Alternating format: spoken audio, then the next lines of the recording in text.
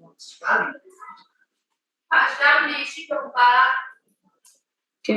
Assalamualaikum warahmatullahi wabarakatuh. Selamat pagi.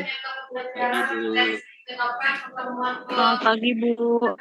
Ya, Selamat pagi, Bu Iin dan teman-teman. teman-temannya sudah pada ngumpul. Ini saya lihat masih 10 orang, jadi belum saya mulai. Oh, ini 17 ya. Oke, kita mulai saja. Hari ini kita membahas materi selanjutnya berdasarkan rancangan pembelajaran studi yaitu RPS. Hari ini dia membahas tentang fungi atau jamur yang memang ada di mata kuliah mikrobiologi gitu ya.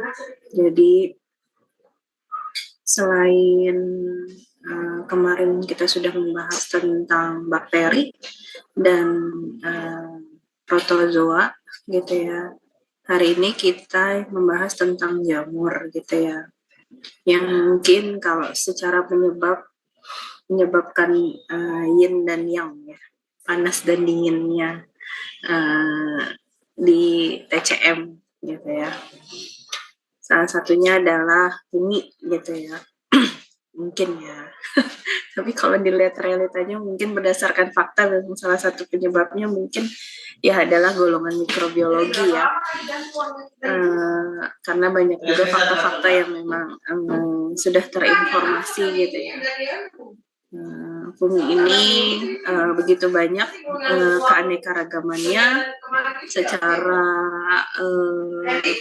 peran juga ada yang bisa menyebabkan hal negatif, tapi juga ada yang bisa menyebabkan hal yang positif gitu ya. Jadi tergantung dari kekuatan si fungi tersebut gitu ya. Karena ada juga beberapa fungi yang bisa dijadikan sebagai bahan dasar fermentasi gitu ya, atau juga bahan dasar sebagai obat gitu ya. Itu banyak sekali gitu ya. Oke, kita lanjut.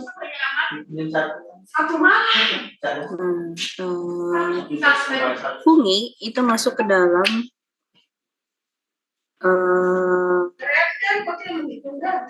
mata kuliahnya sebenarnya kalau secara khusus itu adalah mikologi gitu ya.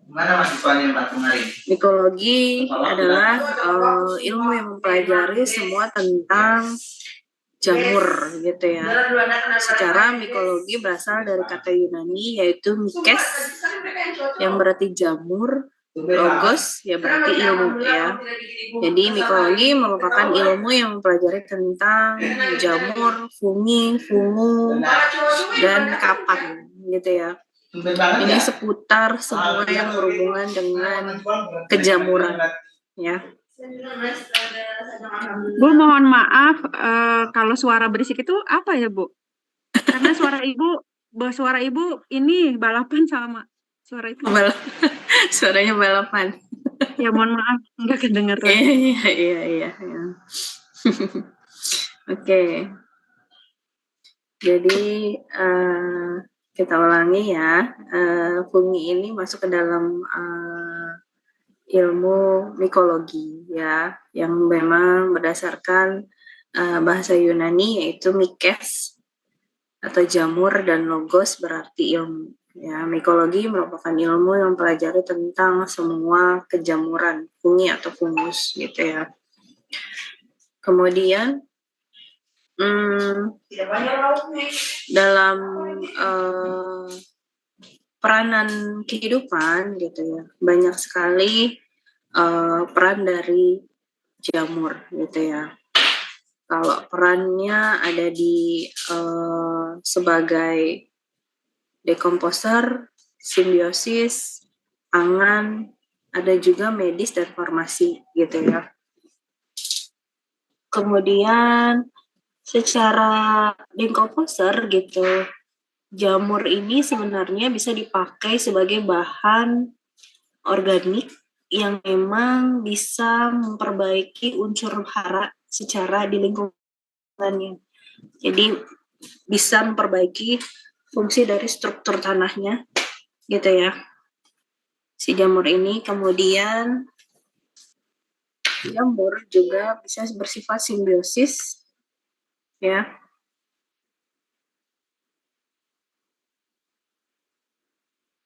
Membantu dalam penyerapan air, gitu ya. Karena memang kalau jamur ini paling bisa hidup di bagian atau di daerah yang memang memiliki tingkat kelembapan yang tinggi, gitu ya. Kita tahu mau dia di tanah, mau dia di tubuh, gitu. Kadang-kadang kalau di tubuh, kalau dermatopita atau dermatopita atau nekrosisnya jamur nih biasanya di daerah-daerah yang memiliki kelembapan yang tinggi, gitu ya, seperti daerah-daerah lipatan, gitu. Nah, kalau di pangan, peranan jamur adalah sebagai sumber makanan yang memang sifatnya memiliki gizi yang tinggi, gitu, selain serat, gitu ya. Tapi tidak semua jamur yang memang bisa kalau dimakan ini, tidak semuanya jamur ya, gitu ya. Nah, jamur-jamur tertentu yang sifatnya memang bisa dikonsumsi, rasanya enak, kemudian juga banyak mengandung mineral, gitu, karena memang dia hidup dengan kontak dengan tanah sehingga memiliki unsur hara yang banyak, gitu ya. Kemudian peranan di medis, gitu ya, banyak sekali golongan jamur, terutama golongan penisilin, gitu ya. Ini dijadikan bahan dasar antibiotik, gitu ya. Bahan senyawa aktif yang memang untuk antibiotik dengan cara melemahkan mekanisme cara kerja jamur yang bersifat invasif, dilemahkan, kemudian dijadikan sebagai antibiotik, gitu ya. Kemudian kalau di industri biasanya dijadikan sebagai bahan dasar yang memang bisa memfermentasi, ya, memfermentasi makanan. Contoh makanan yang banyak mengandung fermentasi itu banyak, gitu ya, untuk jamur. Contohnya adalah industri pangan, yaitu ada dari tempe, karena tempe kan memang berdasarkan dari jamur ya, waktu proses fermentasinya dengan penambahan fermentasi ke kacang kedelainya. Ya. Kemudian yang paling kita tidak sukai adalah peranan dalam sisi negatifnya, gitu ya. Jamur sendiri kadang-kadang menyebabkan makanan ini menjadi cepat basi atau busuk, gitu ya. Apalagi kalau yang banyak mengandung ragi, ya, seperti kayak di roti, kalau melebihi masa expired, gitu ya, itu kan suka ada namanya seperti tumbuhan abu-abu. Nah, itu seperti itu. Nah, itu biasanya diakibatkan karena memang adanya jamur yang memang hidup karena adanya masih kandungan air di dalam satu makanan ataupun minuman ataupun apapun bentuknya yang memang masih mengandung air, gitu. Ya, ini kita lihat dari peranannya dalam kehidupan sehari-hari ya. Jadi belum kita fokuskan sebenarnya penyebab jamur yang memang sebagai dermatopita itu apa saja yang bisa menyebabkan penyakit atau hal negatif, gitu ya, sehingga dia ini harus kita bahas dalam suatu materi di mikrobiologi.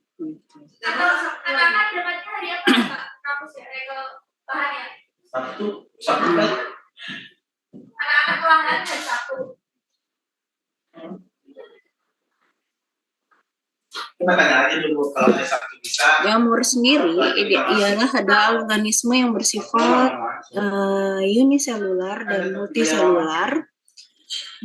Jamur merupakan organisme eukariot yang tidak berklorofil, ya. Jadi jamur adalah mikrobiologi yang condongnya ke arah tumbuhan gitu, tetapi dia tidak punya zat hijau daun, ya, dan hidup secara heterotrof. Jamur memiliki peran penting dalam namanya ekosistem sebagai pengurai, tapi juga bisa sebagai patogen atau penginvasi sakit maupun yang bersimbiosis dengan organisme lain, ya. Jadi ciri-ciri jamur yaitu adalah dia bersel uniseluler atau multiseluler, umurnya berupa barang yang disebut sebagai, jadi jamur itu terbentuk atas dalam rangkaian yang namanya hipa, ya. Hipa yang bercabang membentuk jaringan struktur yang disebut sebagai miselium. Kemudian ciri-ciri jamur sendiri, dia memiliki kandungan sel yaitu kitin, sifatnya eukariotik, dan tadi tidak memiliki klorofil. Nah, jamur umumnya ada di daerah darat dan di daerah yang memang memiliki kelembapan yang sangat tinggi. Kemudian jamur sendiri dapat ditemukan pada tanah, kayu, kotoran hewan, makanan, dan organisme lain. Jadi yang saya pahami ada beberapa jamur yang memang suka disalahgunakan gitu ya sama orang-orang yang sifatnya entah ya berpikirnya seperti apa. Jadi ada jamur yang tumbuh dari kotoran hewan, kemudian jamurnya tersebut diekstraksi gitu ya. Diekstraksi kemudian dibuat suatu sediaan yang memang sifatnya dia memiliki efek antisedatif gitu. Itu ada ya teman-teman. Jadi dia bisa membuat rasa ngantuk dan kecanduan. Itu ada gitu ya. Jadi peranan jamur ini memang yaitu tadi saya bilang dia bisa bersifat baik, tapi juga tidak bersifat baik juga ada, atau terkadang juga yang saya pahami disalahgunakan gitu ya sebagai bahan yang seharusnya tidak dijadikan sediaan obat, tetapi untuk orang-orang yang sedikit memiliki sifat ketergantungan pada obat-obatan antisedatif, dia membuat ekstrak dari jamur yang memang tumbuh dari asalnya dari kotoran hewan gitu kan. Karena tadi di habitatnya salah satu tumbuhnya jamur adalah dia ini bisa tumbuh di tanah, di kotoran hewan, kemudian di makanan, dan di organisme lain gitu ya. Organisme lain ya seperti kayak manusia gitu ya. Ada golongan yang namanya Dermatophyta. Nah, di sini kayu lapuk, kemudian cerasah daun, dan memang yang merugikan adalah yang di makanan gitu ya. Cara hidup dari jamur adalah biasanya dia bersifat saprofit, dia mengurai sampah secara organik, sifatnya bisa dia bagus pengurai sebagai pengurai dari bahan-bahan yang sifatnya organik atau sampah-sampah organik. Kemudian ada sebagai parasit, merusak organisme lain karena biasanya ibu-ibu pencipta tanaman gitu ya. Itu suka kadang-kadang daunnya ini ditumbuhi dengan parasitisme jamur ya, gitu yang memang tidak diinginkan. Nah, itu juga sebagai jadi golongan yang disebut sebagai parasit. Kemudian juga ada cara hidup dari jamur yaitu heterotrof, simbiosis, hidup yang bersama dengan organisme lain dan saling menguntungkan gitu ya. Reproduksi jamur. Jadi secara ilmu mikologi, jamur ini bereproduksi menjadi uniseluler dan multiseluler gitu ya. Uniseluler adalah secara aseksual gitu ya. Dia pembentukan yang namanya spora gitu ya, pembentukan spora, kemudian ada pembelahan dan ada dengan tunas gitu. Kemudian ada juga namanya generatif, membentuk spora ya seperti ascus gitu ya, atau ascospora. Kemudian ada juga yang jamur sifatnya aseksual atau vegetatif dengan cara fragmentasi, pemotongan, kemudian konidia dan zoospora gitu ya. Kemudian ada yang generatif secara konjugasi, hifa, kemudian spora ascus, spora basidium gitu ya. Jadi reproduksi jamur dibagi menjadi dua, yaitu uni dan multi. Kemudian uni dibagi lagi menjadi dua, yaitu ada aseksual dan generatif. Kemudian multiseluler ada aseksual secara vegetatif dan generatif gitu ya. Jadi ada pembentukan spora, ada pembentukan fragmen. Jadi berbeda-beda ya. Kemudian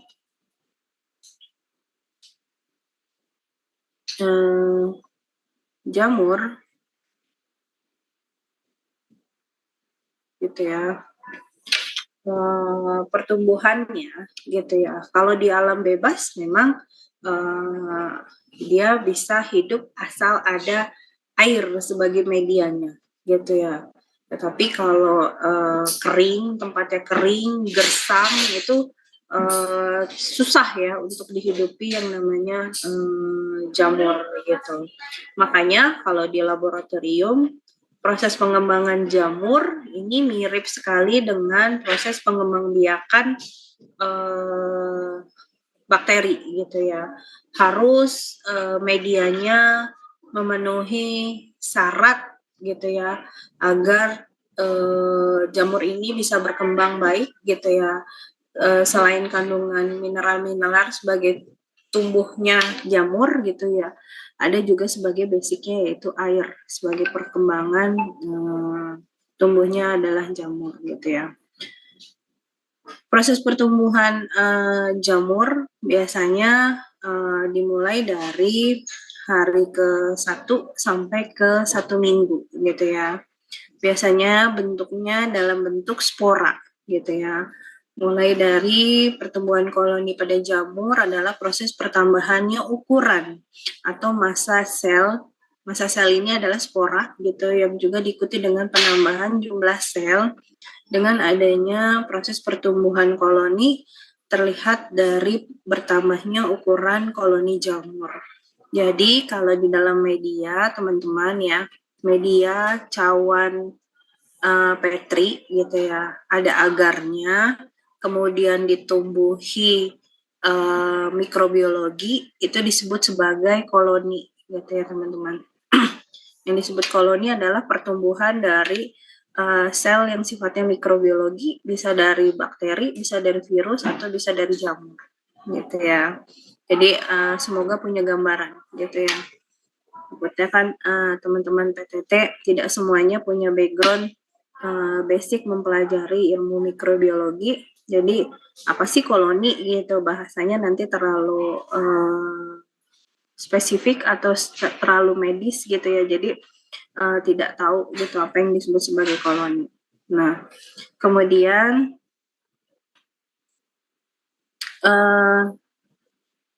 ciri-ciri dari pertumbuhan koloni jamur adalah dengan bertambahnya tadi diameter, kemudian bertambahnya miseliumnya gitu ya. Miselium adalah kumpulan dari hipa gitu ya. Rangkaian dari hipa disebut sebagai miselium, kemudian memenuhi padatan koloni, terakhir membentuk suatu koloni yang memang secara tekstur dan warnanya mengalami perubahan gitu ya.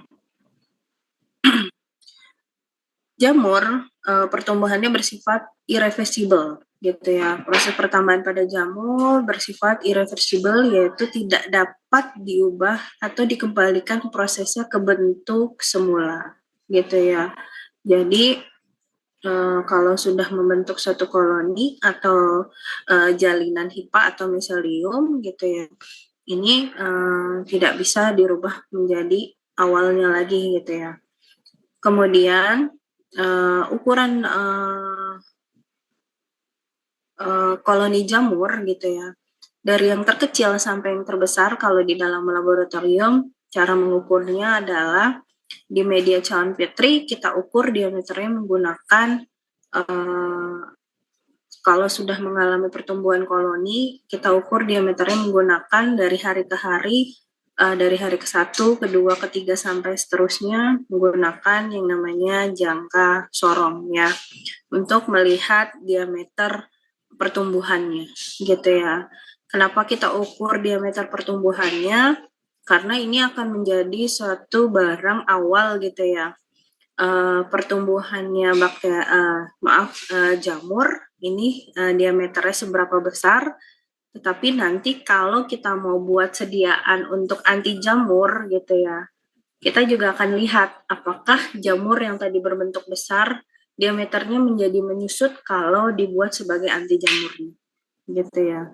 Makanya diameter awal sama diameter akhir setelah dibuat untuk membuat anti jamur itu dilihat gitu teman-teman ya. Jadi kalau di dalam laboratorium seperti itu gitu ya. Saya tidak cerita dari awalnya ini bagaimana cara mengembangbiakannya, cuman yang pernah nanti ya teman-teman juga akan ada yang namanya penanaman model bakteri, tapinya bakteri ya gitu, karena kita tidak punya jamur di laboratorium gitu ya.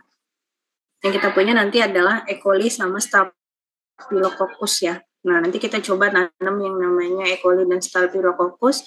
Ini kurang lebih mungkin mirip dengan cara menanam dengan jamur gitu ya. Itu mirip gitu ya. Cuman kalau jamur dihitung dulu cara pertumbuhannya dari hari ke hari gitu ya. Kalau bakteri tidak dihitung diameternya dari hari ke hari gitu ya. Itu yang membedakan. Kalau jamur dihitung berdasarkan luas diameternya, tetapi kalau bakteri dihitung dalam kelipatan jumlahnya per berapa juta gitu ya, si pertumbuhan bakteri dalam 2 kali 24 jam gitu ya, seperti itu. Nah, jamur biasanya bisa hidup itu tadi ya, akan ada kalau bahan dasarnya banyak mengandung air gitu, atau yang memiliki kelembapan memang tinggi. Pertumbuhan jamur biasanya juga dipengaruhi yang namanya suhu, kelembapan, terus di dalam satu tempat dia tumbuh itu ada nutrisinya, kemudian ada pH, oksigen, dan memang waktu tumbuhnya gitu ya. Seperti itu. Jadi pengaruh yang memang kalau memang di jamur, tumbuhan jamur tidak ada air atau tidak memiliki kelembapan tinggi gitu ya, dengan otomatis jamur memang tidak bisa hidup gitu ya. Jadi memang media utama dari jamur adalah yang penting adanya air gitu ya.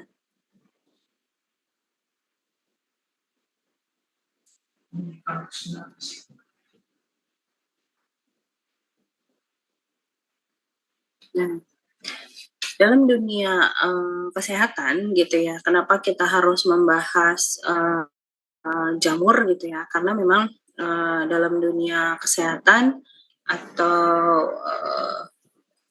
jamur ini memang memiliki peranan yang memang sangat penting gitu ya. Manfaatnya memang banyak dijadikan bahan-bahan sebagai bahan-bahan base obat gitu ya. Dalam peranan fungsi kesehatan gitu ya, jamur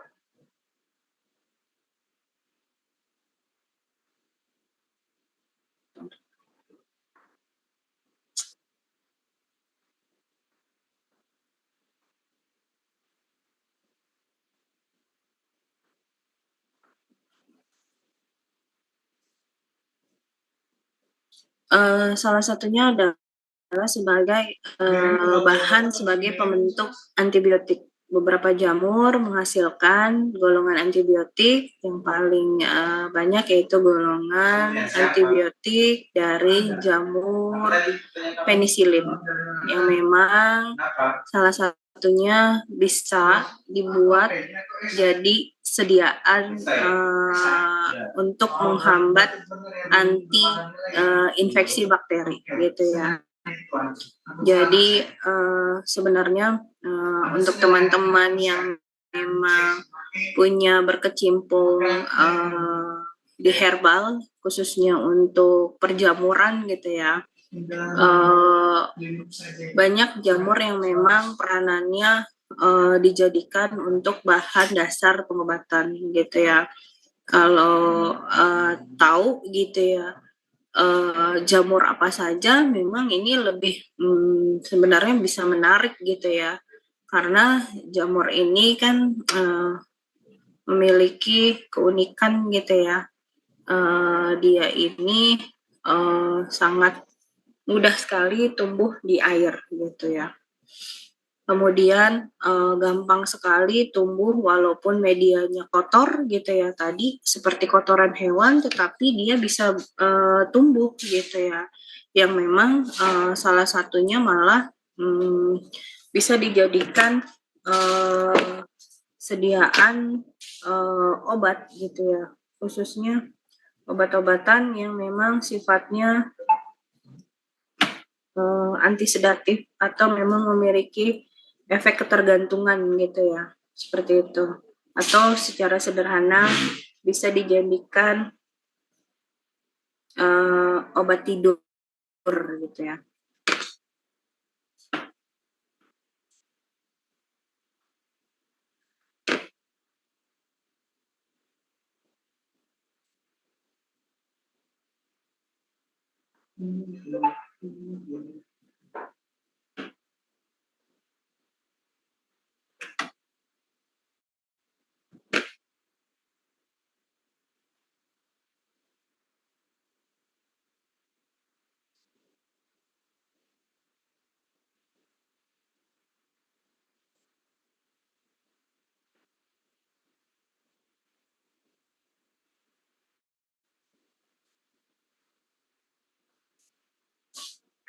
Jadi kita lanjut untuk peranan fungsi jamur di dalam kesehatan, yaitu jamur dimanfaatkan dalam produksi obat sebagai imunosupresan gitu ya.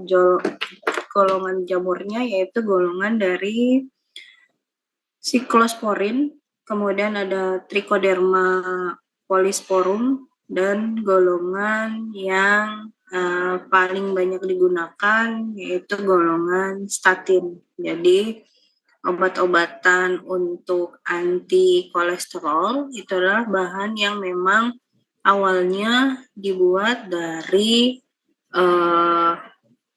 bahannya yaitu jamur yang kemudian diekstraksi gitu ya, hanya diambil golongan statinnya aja, kemudian dikembangkan jadi obat untuk anti hiperkolesterol gitu ya.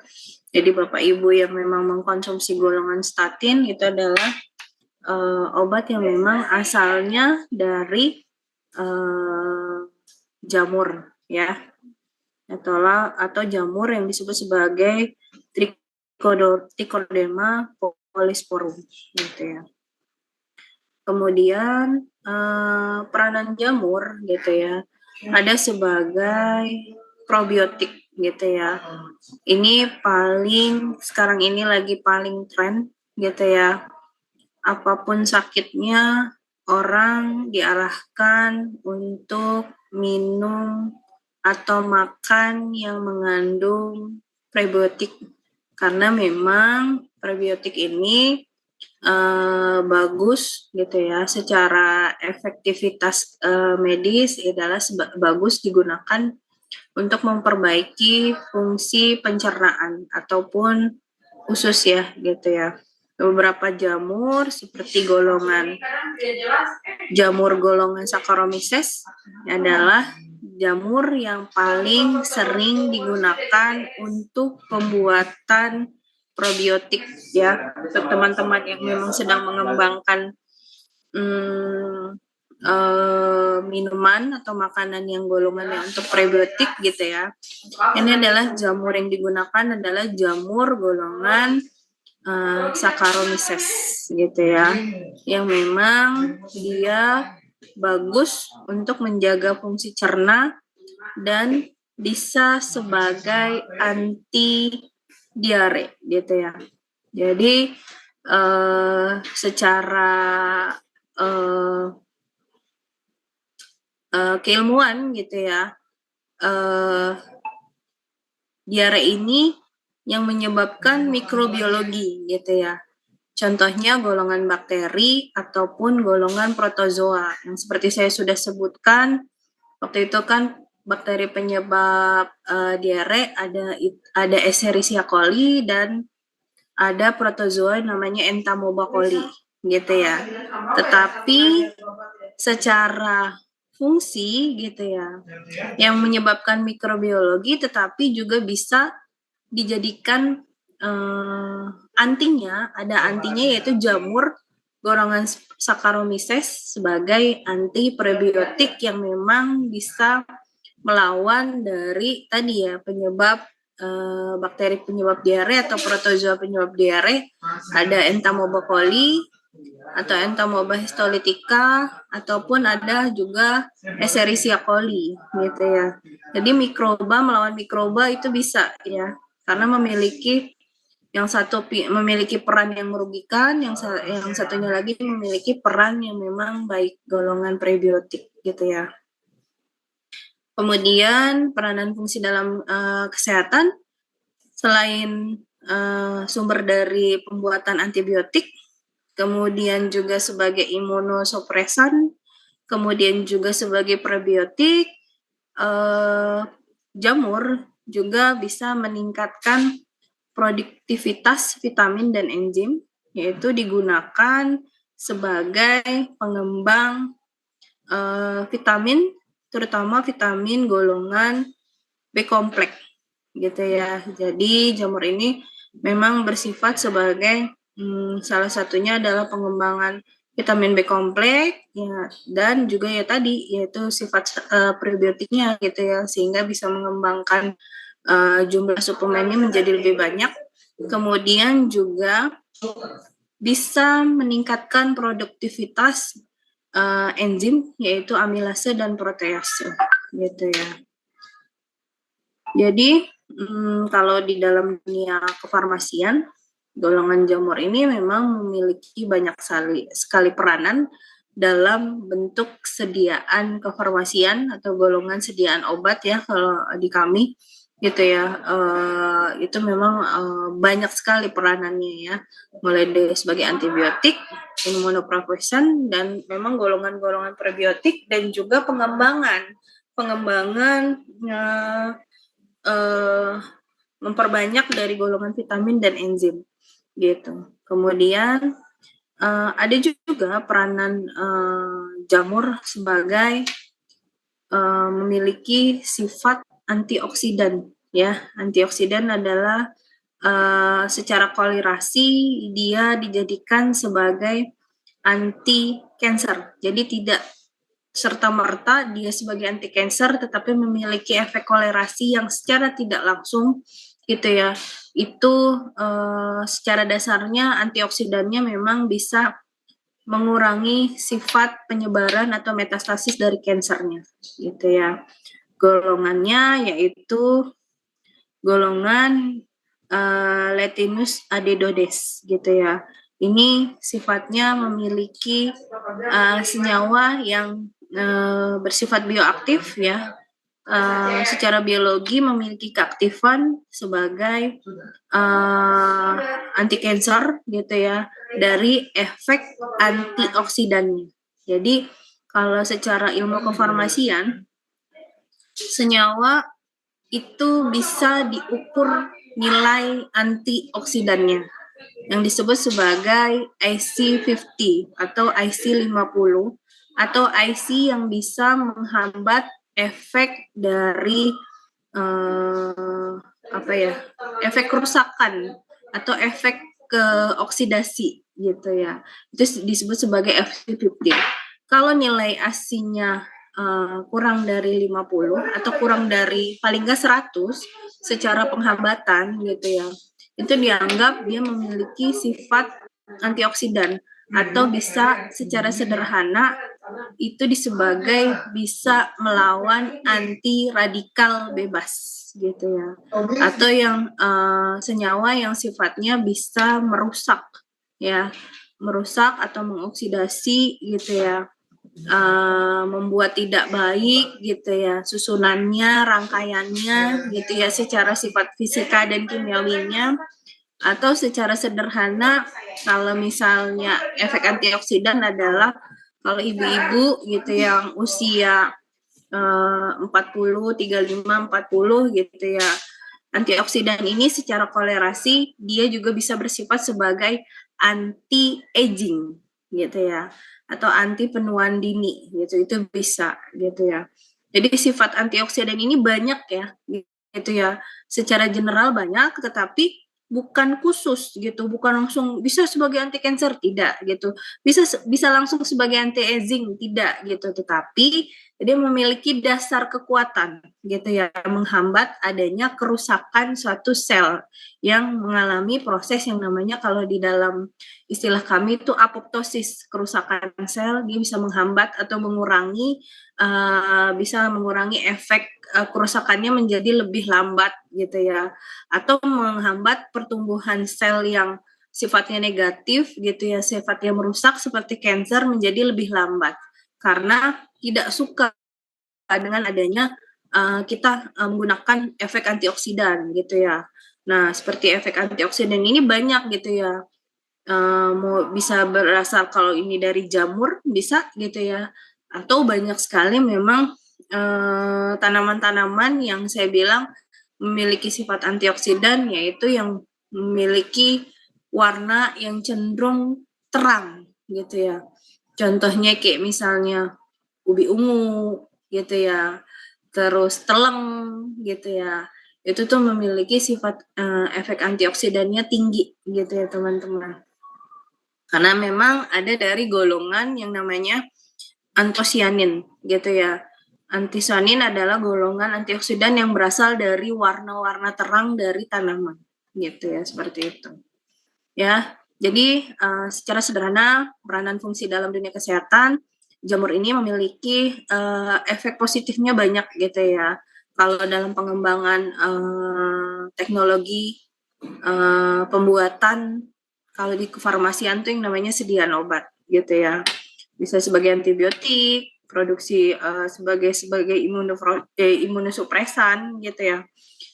Imunosupresan adalah maksudnya bisa dijadikan penambah penguat sistem kekebalan tubuh gitu ya, atau meningkatkan yang namanya imunoglobulin di dalam tubuh ya gitu ya.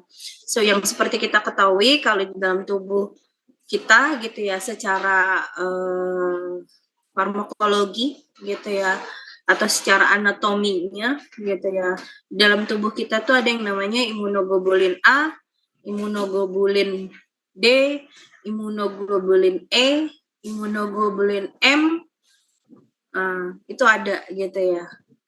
Imunoglobulin di dalam tubuh kita itu sebenarnya perannya masing-masing gitu ya. Jadi si jamur ini bisa meningkatkan yang namanya imunoglobulin atau kekebalan tubuh di dalam tubuh manusia gitu ya. Nah, kita lanjut. Nah, ini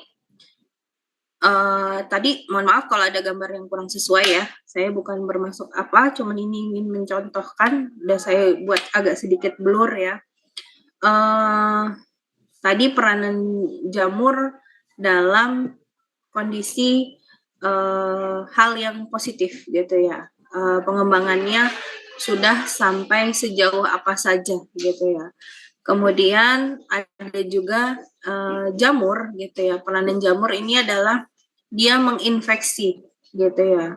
Dia menyebabkan di dalam tubuh manusia ini menjadi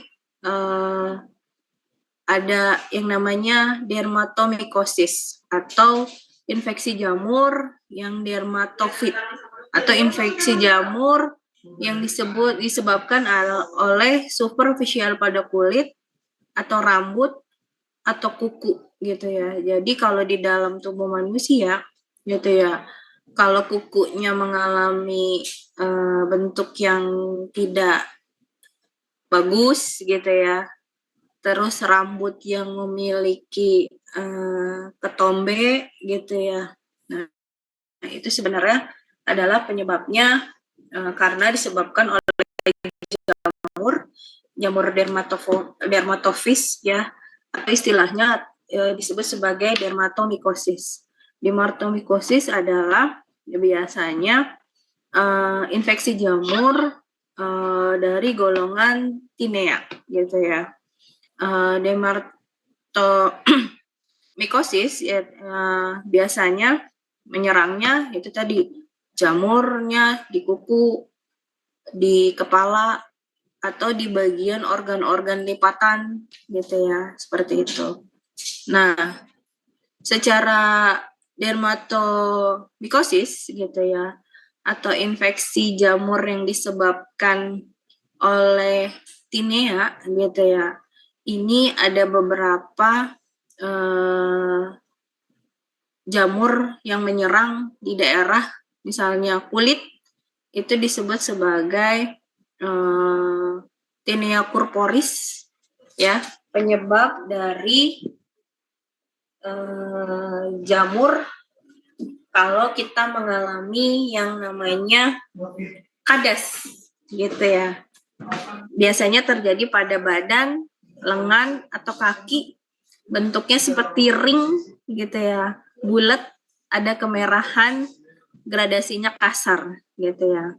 Ini adalah penyebabnya adalah sebagai jamur yang namanya golongan tinea corporis atau penyebab kurap gitu ya di badan atau lengan atau kaki manusia.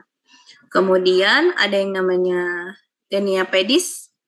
Ini adalah golongan jamur yang menginfeksi pada bagian kuku gitu, terutama kuku dan kulit pada kaki gitu, yang biasanya kalau Bapak Ibu sering kontak dengan air gitu ya. Ini sering sekali kalau kita mainnya di misalnya orang-orang yang memang sering kontak dengan air, kayak misalnya di pabrik gitu ya, pabrik pemotongan. Yang saya pernah ketemu tuh orang pasien dengan datang ke apotik tuh ingin membeli obat salep jamur, dia itu sering atau ada di pemotongan ayam gitu ya. Sehingga setiap hari walaupun dia menggunakan alat bantu sarung tangan atau sarung kaki atau boot gitu ya, itu tetap setiap hari karena memang dia berjam-jam kontak dengan ayam gitu ya, mengalami infeksi jamur kulit gitu ya. Itu infeksi yang bukan kurap gitu, itu sampai bernanah gitu ya. Tadinya karena memang awalnya jamur, terus ditambah dengan adanya infeksi bakteri gitu ya, dari permukaannya tidak rata gitu, kemerahan, sampai akhirnya ada infeksi bakteri, terjadi nanah gitu ya, seperti ada nanahnya. Nah, itu biasanya yaitu tadi sering kontak dengan dunia air gitu ya. Kalau kita produksinya atau industrinya memang sering menggunakan air, ya biasanya resiko terjadinya Tinea pedis atau kutu air ini tinggi ya teman-teman. Nah, kemudian juga ada dermatomycosis yang memang disebabkan Tinea cruris ya. Ini terjadi sering sekali gitu, memang terjadi pada wanita gitu ya, terutama di organ bagian intimnya di bagian sela-sela pinggir kanan kirinya gitu ya, ini mengalami infeksi gitu ya, atau disebabkan oleh jamur, dan memang kadang-kadang terjadi gesekan akibat penggunaan underwear gitu ya, yang memang di bagian V-nya. Nah itu kalau lembab karena memang sering bolak-balik ke toilet gitu ya, dengan pengeringan yang tidak maksimal, nah itu resiko terjadinya pertumbuhnya jamur itu meningkat gitu ya, karena memang itu bagian yang sempit V gitu ya. Terus paling lembab di antara yang lain ya itu akan terjadi penumbuhan yang namanya kurap di daerah selangkangan. Kemudian tinea capitis, karena dia menyerangnya di kepala, makanya dibilang sebagai tinea capitis atau daerah capitis itu kepala, kapital gitu ya. Nah ini menyerangnya di daerah kepala, contohnya biasanya ketombe gitu ya teman-teman. Nah kemudian ada juga yang namanya tinea ungulium atau dermatomycosis yang terjadi pada infeksi pada kuku gitu ya.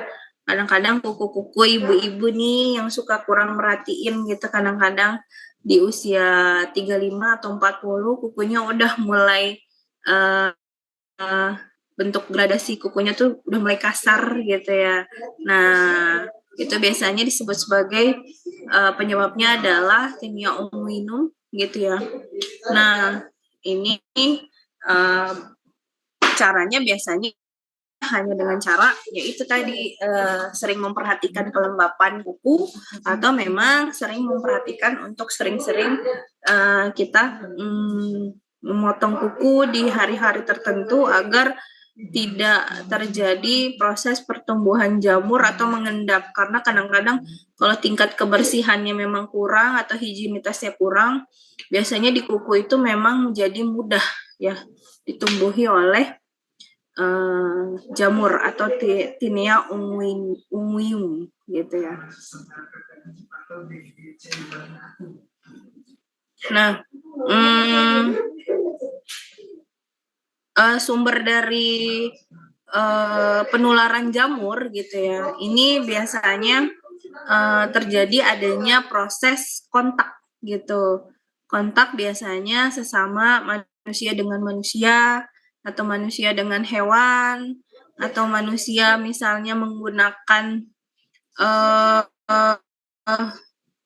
menggunakan handuk bersama, sisir bersama gitu ya, sepatu bersama. Nah, itu biasanya sebagai sumber penularan akibat tadi dermatomycosis golongan jamur tinea. Nah, gitu ya. Kemudian tempat-tempat yang memang seperti kamar mandi umum ataupun kolam renang ataupun ruang ganti baju di dalam kolam renang gitu ya.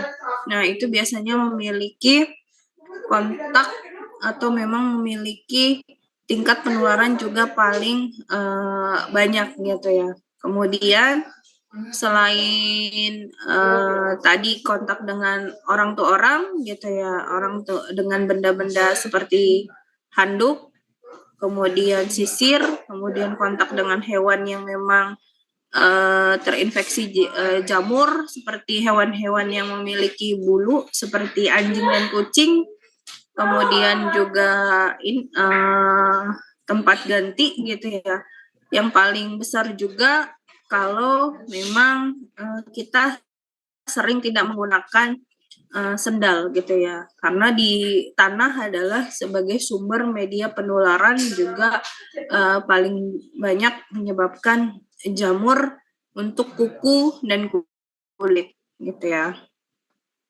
Biasanya gitu ya, dampak yang dirasakan adalah memang terasanya gatal, kemudian secara estetika gambarannya menjadi tidak baik gitu ya, karena bentuknya merah, gradasinya kasar gitu ya, permukaannya menjadi tidak rata gitu ya. Kemudian kalau infeksinya kronik dan kambuhan gitu ya, itu biasanya menyebabkan adanya juga jadi ditambahkan ada infeksi bakteri gitu ya. Nah, kemudian dampaknya terkadang juga karena udah sembuh terus diobatin, sembuh diobatin. Nah, seperti biasa kalau dalam pengobatan, kalau pengobatan dilakukan dengan dosis yang tidak maksimal, biasanya mengalami proses yang disebut sebagai resistensi, gitu ya. Kemudian kalau terjadi resistensi, biasanya ya menjadi penurunan sistem kekebalan tubuh dari si inangnya atau empunya gitu ya, seperti itu. Nah, itu adalah dampak yang diakibatkan oleh jamur gitu ya, teman-teman. Pencegahannya ya yang paling gampang adalah biasakan menggunakan alat mandi, alat pakaian untuk tidur gitu ya, secara personal dan memang kebersihannya harus dijaga. Atau perempuan-perempuan terkadang suka pakai spons bersama. Nah, itu sebaiknya dihindari gitu ya. Karena kita tidak tahu gitu ya, orang-orang yang memang kita pakai sponnya ini dia memang mengalami infeksi atau terkena infeksi jamur atau tidak. Itu mungkin yang paling ringan secara topikal. Terkadang yang paling berat, yang paling sulit adalah menjaga kontak kalau kita terinfeksi yang namanya infeksi virus gitu ya. Karena kalau virus ini memang secara invasi penyakit gitu ya, dia ini paling susah disembuhkan seperti golongan hepatitis gitu ya. Makanya kalau kita makan di luar gitu ya teman-teman, alat makannya itu sebaiknya kalau memang bisa dicuci ya dicuci ulang. Tapi kalau memang tidak bisa dicuci sebaiknya dilap dengan kain yang bersih ataupun tisu yang bersih gitu. Karena memang alat makan di luar atau kita yang sering kerja di luar adalah media atau tempat memang bisa menularkan penyakit, yaitu ya bisa jamur ataupun infeksi dari virus gitu. Dan itu memang banyak terbukti ya. Makanya hati-hati teman-teman yang memang bekerja dan makan di luar. Ini harus dijaga. Kadang-kadang yang namanya orang jualan higienitasnya ini kurang baik gitu ya, sehingga terkadang dampaknya ya memang dari pembeli yang kita rasakan proses pencuciannya juga tidak maksimal waktu mencuci alat makan. Nah, itu yang kalau cuman kita diare mungkin itu bagian yang minimal. Tetapi yang tadi saya bilang kalau sudah terkena hepatitis itu adalah bagian yang paling terberat. Karena golongan hepatitis ini kan ada beberapa gitu ya. Golongan hepatitis itu sampai golongan hepatitis E. A, B, C, sampai E. Yang paling terberat itu adalah golongan hepatitis golongan B dan E. Gitu ya, itu susah sekali disembuhkan gitu ya. Itu sangat susah disembuhkan. Itu biasanya endingnya kalau secara keilmuannya itu nanti bisa menyebabkan pertama kerusakan hati, nekrosis hati gitu ya. Kemudian endingnya bisa menyebabkan kanker hati gitu ya. Makanya itu yang harus kita waspadai. Makanya sekarang kenapa banyak suplemen atau penguat sistem imun banyak dijual di apotik, yaitu salah satunya yaitu adalah tujuannya untuk meningkatkan kekuatan atau sistem kekebalan tubuh kita yang memang sering kontak dengan yang memang terinfeksi oleh virus ataupun jamur gitu ya teman-teman, harus dijaga sekali gitu ya. Itu bahasa yang paling ringan gitu ya. Belum lagi kalau misalnya penularan secara seksual ya, kita ceritanya seperti itu banyak sekali ya, mulai dari infeksi jamur, infeksi bakteri, sampai infeksi yang paling terberat adalah HIV gitu ya. Itu yang benar-benar harus dijaga gitu ya, karena penularan penyebarannya tidak, kalau yang kayak virus itu tidak terlihat by fisik. Kalau kita melakukan kontak terus kita terpapar terus-menerus, baru terjadi proses penularan, gitu ya. Makanya harus diwaspadai, harus dijaga, gitu ya. Apalagi seperti HIV yang memang secara pengobatan yang bisa dilakukan hanya menurunkan angka virusnya, tetapi tidak bisa disembuhkan, gitu ya. Karena yang diserang oleh virus HIV adalah di dalam tubuh kita tidak diizinkan adanya sistem kekebalan tubuh atau imunoglobulin sebagai penjaga barrier pertahanan untuk infeksi terhadap sakit. Itu ditiadakan oleh virus HIV biasanya, teman-teman. Makanya kalau orang-orang yang sudah sampai HIV dengan penyakit AIDS gitu ya, itu udah parah gitu tingkatannya. Tubuh biasanya sudah mengalami proses yaitu tadi infeksi jamur ataupun secara penurunan berat badan menjadi drastis gitu ya turunnya gitu. Makanya harus hati-hati ya yang namanya infeksi gitu ya, mau dia di jamur, mau dia infeksi virus, itu harus diwaspadai gitu, karena memang penyerangannya kalau secara fisik jamur mungkin kelihatan gitu ya, tapi kalau namanya infeksi virus gitu ya, itu tidak terlihat.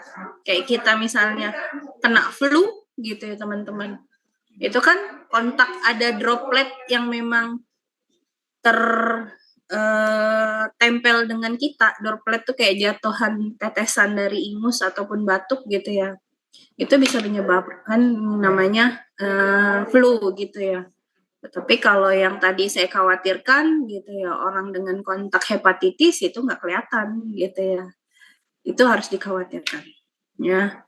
Setidaknya kita hidup yang penting higienitas kita tinggi, insya Allah mau infeksi bakteri atau infeksi virus ya paling nggak kita kan sudah prepare ya gitu ya, itu tidak akan menjadi bagian yang nanti atau kita terkontak dengan infeksi tersebut. Tetapi kalau kita misalnya abai dengan higienitas gitu, abai dengan cuman ngelihat kalau kayak misalnya laki-laki nih melihat kontak fisik, wah ini perempuannya cantik gitu ya, dia tidak lihat ternyata dia mengandung virus HIV ataupun infeksi hepatitis gitu ya. Nah itu yang harus dikhawatirkan untuk teman laki-laki ya, gitu ya. Seperti itu. Nah, tadi golongannya memang dermatophyta atau dermatomikosis gitu ya. Ini khusus kalau yang namanya mikosis adalah jamur pada khususnya kulit gitu ya. Tadi juga sudah diinformasikan mikosis superficial terjadi pada kulit, rambut, dan kuku gitu ya. Tadi juga saya informasikan gitu ya, menyebarannya mulai dari apa aja gitu, terinfeksinya di bagian apa saja gitu ya. Tadi juga saya informasikan harus menjaga yang namanya higienitas kebersihan, mau pakaian, mau alat gitu ya, atau tangan. Yang paling sering adalah nih kayak kita misalnya kita kuliah di rumah sakit berbarengan dengan rumah sakit. Nah, kita nggak tahu nih yang kayak kita penggunaan lift bersama nih di UMEDS. Nah, itu sebenarnya harus diwaspadai gitu ya. Karena kalau di lift itu kan di sini lift itu digunakan sama orang yang tidak sehat gitu ya. Nah, berarti ada orang yang nggak sehat kadang-kadang mencet tombol-tombol lift gitu ya. Nah, itu juga sebagai salah satu penyebaran dari infeksi gitu ya, mau dia virus, mau dia bakteri. Nah, itu harus diwaspadai. Makanya secara higienitas ya paling enggak kita punya di sini hand sanitizer atau sering-seringlah cuci tangan gitu ya. Karena secara tidak langsung kita bekerja dan teman-teman kuliah di tempat yang memang berbarengan dengan bisa terjadi yang namanya infeksi nosokomial, ya infeksi yang terjadi akibat kita sering kontak model ke rumah sakit. Nah, itu yang namanya infeksi nosokomial. Nah, itu harus diwaspadai. Makanya harus meningkatkan yang namanya higienitas, bawa hand sanitizer atau sering-seringlah mencuci tangan, gitu ya. Itu yang harus diwaspadai. Tapi kalau teman-teman PTT kayaknya jarang datang ya, gitu ya. Kalau datang makanya saya bilang mau ke lab, mau ke kadang-kadang ke rumah sakit, numpang ke toiletnya gitu ya. Itu harus diwaspadai gitu ya teman-teman. Harus memang lebih safety dalam higienitas karena memang kita kontak dengan orang sakit gitu ya, orang sakit yang bisa menyebabkan kalau di PTT ya bisa menyebabkan hawa panas gitu ya, atau menyebabkan sakit gitu ya, seperti itu. Oke, dari tadi saya sudah ngoceh gitu ya, kira-kira teman-teman ada yang ingin bertanya seputar mengenai perjamuran atau infeksi jamur, ataupun jamur itu sekarang proses pengembangan teknologi pembuatan sediaan obatnya sudah sejauh apa sih Bu gitu. Oke, ada yang ingin ditanyakan dari Bapak Ibu? Ya, izin bertanya Bu Iin. Tadi Ibu sebutin untuk jamur yang di selangkangan perempuan ya, tapi nggak nyebutin untuk laki-laki. Apakah jenis jamurnya sama Bu untuk laki-laki dan perempuan untuk di daerah genital itu? Terima kasih Bu. Oke, jadi sebenarnya sama aja Ibu Safrida gitu ya. Mau dia laki-laki, mau dia perempuan, daerah V itu memang beresiko mengalami infeksi jamur paling tinggi gitu ya. Selain dia bentuknya V, memiliki kelembapan tinggi, juga memang dia dekat dengan kelenjar getah bening. Ya Bu Saprida, gitu ya. Kelenjar getah bening itu kan biasanya dekat di daerah V kita, kemudian daerah ketiak kita, kemudian daerah leher kita, gitu. Makanya terkadang orang infeksi virus ataupun jamur terjadi daerah leher, V ataupun daerah ketiak. Benar sih? Ya Bu Sabrina. Iya Ibu, cuman kan kalau di daerah genital perempuan itu kan hormonnya beda ya sama laki-laki. Apa memang jamurnya ada jamur yang hanya khusus kena perempuan aja gitu? Atau memang hampir semua jamur bisa kena laki-laki perempuan? Kalau jamur itu sama. Kalau jamur sama. Tetapi kalau virus biasanya memang lebih cenderung ke perempuan. Contohnya human papillomavirus gitu ya. Penyebab cancer cervix. Nah, kenapa lebih cenderung ke perempuan? Karena memang organ genital dari perempuan kan memang uretranya lebih pendek ya Bu ya dibanding laki-laki. Itu yang makanya sering menyebabkan kalau virus itu lebih ada atau banyak ditemukan di perempuan. Kalau jamur sendiri penyebabnya sama. Ya. Ya, baik, terima kasih Bu Iin. Ya. Ada lagi?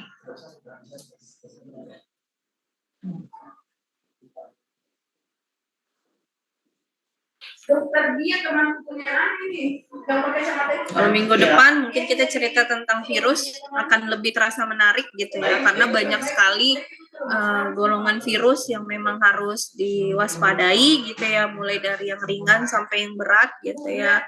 Terus gimana cara meningkatkan gitu ya, kalau virus itu dibatasinya dengan apa, dihambatnya dengan apa. Nah, itu minggu depan ya. Nah, kalau satu lagi Bu Iin mau nanya, ini misalnya dari kuku ya, kuku itu kan udah putih banget, saya pernah lihat gitu pasien. Jadi dia nggak udah ngerasain apa-apa, itu bisa tumbuh bagus lagi karena jamur misalnya udah sembuh, atau memang akan selamanya nanti bentuk kukunya putih susu gitu jadinya, atau kadang hitam gitu ya. Nah, kalau untuk perawatan untuk jamur ya Bu ya, kalau infeksi bakteri, biasanya kan itu biasanya terjadi pembengkakan, terus ada nanah. Nah, itu biasanya disebabkan infeksi bakteri. Tetapi kalau kuku, perawatannya yang terjadi adalah yang paling terberat adalah kukunya ini harus dicabut, gitu ya. Atau yang paling ringan, bagian yang mengalami kerusakan itulah yang dipangkas, gitu. Ya, seperti itu Bu Sabrina. Iya, berarti dia nggak bakalan motong-motong kuku lagi, Bu. Tapi kalau saya tanya dia katanya motong kuku, tapi warnanya jadi tetap putih gitu. Berarti Dia nggak merasakan penyebab, sakit. berarti di kulitnya masih ada, gitu. Di kulitnya masih ada. Di kulitnya sudah terinfeksi oleh jamur juga. Oke. Walaupun dia nggak merasakan keluhan kayak benana, gatel atau apa gitu ya. Nah, karena biasanya kalau nanah atau nyeri itu biasanya lebih cenderung infeksi karena bakteri. Nah, kalau si jamur ini menginfeksinya lambat, Bu. Menginvasinya lambat.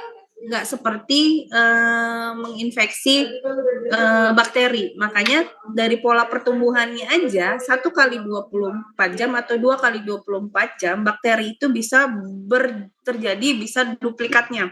Misalnya ada 10 bakteri dalam 2 kali 24 jam itu bisa jadi 20 kalinya. Tetapi kalau bakteri atau jamur ini biasanya perkembangannya menunggu selama 1 minggu baru dia maksimal. Gitu tadi kan dari proses penumbuhannya gitu. Makanya waktu menginfeksinya bentuknya juga istilahnya jadi dia tidak terlalu sakit rasanya di kulit kita, Bu, gitu. Yang terjadi hanya merusak aja, gitu. Kalau memang sudah terjadi infeksi bakteri, biasanya akan menyebabkan yang namanya gatel, gitu. Gatel yang terus meningkat, terus lama-lama perih, gitu. Itu udah mulai masuk bakteri, gitu. Tetapi kalau misalnya awal terjadi, gitu ya, kayak kita misalnya di daerah kita ya, awal terjadi mungkin cuman ya kayak sedikit-sedikit gremet gitu ya, tidak terlalu gatal. Tetapi kalau nanti lama-lama gitu ya, terjadi noda bercak lebih putih gitu. Terus yang paling parah lagi ya tadi sampai terjadi infeksi bakteri atau kemerahan. Gitu. Karena ya. Dan ini Ibu, struktur bentuk kuku dia itu misalnya bergelombang sama garis lurus gitu, apakah pengaruh udah ketahuan kalau memang yang tadi atau gimana? Yang tadi saya informasikan gitu. Jadi kalau di sini infeksi kimianya kan berbeda-beda gitu ya. Itu bentuk kukunya ya. Beda-beda gitu. Jadi menyebabkannya juga berbeda-beda dan tempatnya berbeda-beda gitu ya. Di sini kan kayak korporis gitu ya. Bentuknya kayak kalau dibilang kampung tuh kurap kadas gitu ya Bu ya. Biasanya bentuknya bulat gitu. Terus ada juga kan ada infeksi jamur yang nggak sakit kayak panu. Itu kan nggak sakit ya Bu ya? Iya, nggak sakit. Kadang nggak gatal juga, tapi berubah kulitnya. Gitu. Juga, iya. Tapi dia menyerang pigmen dari kulit kita gitu ya, meningkatkan pigmentasi kulit kita gitu ya. Jadi warnanya lebih putih dibanding yang lainnya. Tapi itu penyebabnya karena ada bakteri, ada jamurnya itu tadi Bu gitu ya. Seperti itu. Jadi kalau dia menyerang pigmen, apakah orang yang kan ada yang sakit kayak autoimun dia putih gitu lama-lama kulitnya lama-lama awalnya setitik 2 titik 3 titik itu jadi beda beda gitu. Beda. Kalau liquore pigmen itu beda gitu Bu. Itu benar-benar memang beda dengan jamur. Kalau jamur itu dia di sebagian tempat, tidak di seluruh tubuh. Tapi kalau misalnya kalau pigmentasi karena kayak tadi istilahnya apa sih albino itu beda. Baik, terima kasih Bu.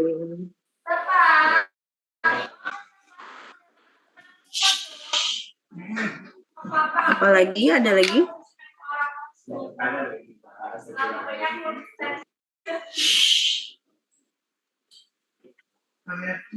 Bu izin, besok kita misalnya praktikum pengembangan jamur, itu bisa jamur yang dimakan nggak Bu? Atau khusus jamur kulit ini? Kalau biasanya kita di lab itu Jamur yang memang sifatnya untuk pembuatan pengembangan sebagai obat. Kalau makanan biasanya di lab kita kayaknya nggak nyediain ya Bu ya. Kalau besok itu juga bukan jamur yang disediain oleh kampus, itu hanya bakteri aja. Bakteri ya. Gitu. Karena tadi proses tumbuhnya jamur itu lebih lama gitu. Dia bisa sampai 7 hari. Iya, 7 hari. Sedangkan kita waktu itu cuma 2 kali 24 jam kemarin ya. Iya. Kenapa saya minta untuk 2 hari, karena sebenarnya yang hari kedua itu untuk melihat gitu udah terjadi pertumbuhan jamur, pertumbuhan bakteri. Tempe sama jamur tape bisa. Iya, menarik ya. Bisa nggak kita kembangin ya? Jadi ini masuk produk olahan dari jamur ya. Iya, kalau tempe aspergillus, kalau jamur yang prebiotik itu Saccharomyces gitu. Gitu ya, beda-beda. Gitu. Jadi ini Pak Atlas mau bikin ini pengembangan pabrik tempe, mau bikin Pak Atlas. Tape ya. Kan buat prebiotik ya, tadi udah masuk prebiotik obat ya jadinya. Ya sebenarnya sih nggak obat aja sih, banyak ya, kayak kemarin ibu siapa gitu ya? Mbak Nuri udah bikin. Iya saya Bu, lagi ada tamu. Nah itu prebiotik. Untuk sediaan, coba deh Bu, proses dibuat untuk sediaan kosmetik, misalnya facial wash ataupun bisa di luar nggak, aku lagi kuliah. Bentar. Itu kan kontaknya nggak terlalu lama. Karena Bu, maaf berisik, tadi ada tukang AC. Ya Bu, punten. Dibuat sediaannya yang gampang-gampang aja Bu, kosmetik gitu. Untuk masker. Saya kalau kosmetik bikinnya pakai kefir Bu, probiotik kefir. Jadi saya bikin krem juga. Pas kemarin praktikum lupa mau dibawa. Bikin krem dari kefir kalau untuk probiotiknya. Tapi kalau untuk herbalnya probiotik yang kemarin saya kasih Bu itu. Nah iya, itu sebenarnya sudah bagus. Nah, cuman saya untuk itu udah keluar PRT-nya Bu, pakai cuka apelnya itu udah keluar PRT-nya udah. Ya itu kan prebiotik juga ya Bu ya. Iya probiotik. Karena saya dulu pernah ikut penyuluhan keamanan pangan juga dari Dinkes. Nah, saran saya kedua Ibu yaitu tadi cari informasi mengenai kandungan senyawa utamanya, kayak kemarin kita lagi ngebahas di kuliahnya Bu Dosi Bu. Nah, itu Ibu cari beberapa jurnal yang namanya sifatnya biomarker. Biomarker adalah senyawa yang sifatnya memiliki efek klinis atau yang memiliki efektivitas terhadap misalnya antiinflamasi atau antioksidan gitu-gitu Bu. Nah Ibu cari deh tuh, kalau Ibu udah dapet di beberapa jurnal, Ibu ambil gitu ya data tersebut gitu ya. Nah itu bisa sebagai brand komersialnya Ibu gitu. Senyawa tersebut gitu ya. Ya baik Bu, punten di rumah berisik banget ya Allah. Gak apa-apa, di sini juga saya sama teman-teman juga karena memang di ruangan dosen gitu ya, jadi ada beberapa yang sedang komunikasi. Iya Bu Iin, makasih. Iya. Ada lagi Bapak Ibu yang ingin ditanyakan? Iya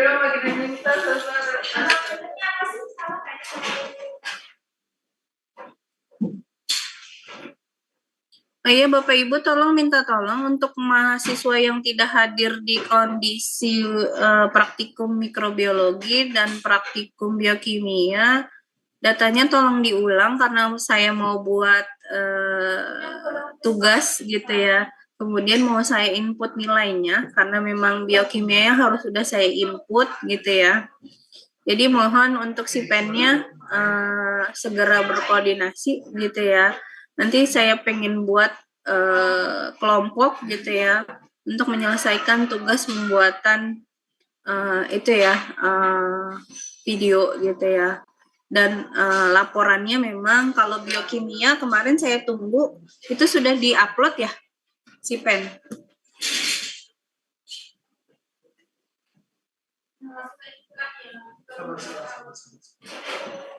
Atau belum? Oke, nanti mungkin si Pen bisa WA saya aja atau Japri ya untuk biokimia sebenarnya sudah sejauh mana. Oke, ada lagi pertanyaan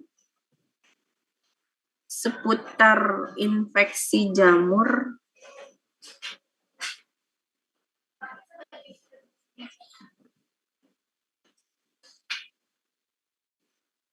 Tidak ada? Sedang sibuk? Sedang bekerja?